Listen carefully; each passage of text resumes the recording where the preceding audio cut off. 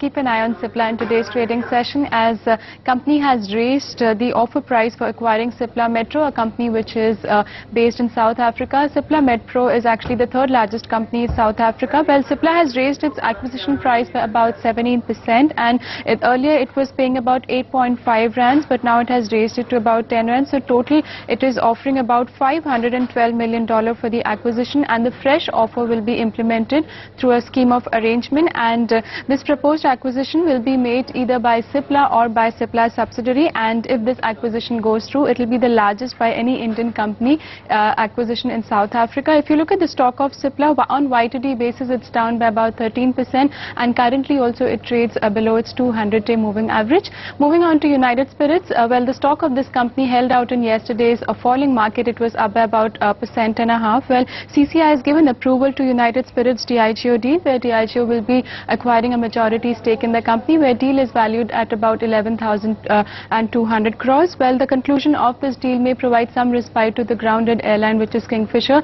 So do watch out for United Spirits. If you look at the one-year return of this stock, it's quite good, over 200%, but only if you look at for 2013, the stock is down by about 3%. Remember, the 52-week high of United Spirits is about 2150, so you can see some uptick coming in today's trading session. Lastly, do keep an eye on Mphasis. A company declared its quarterly numbers post-market as yesterday. Well, the numbers are not that great. If you compare them sequentially, the top line is down by about close to 4%, whereas the PAT for this quarter has come in about 184 crore rupees, which is down by about 12% sequentially. The margins too for the quarter have declined by about 230 basis points. The EBITDA margin this time around, they have come in at about 18.5%, and if you look at the count on YTD basis, just flattish, down by about 1.5%.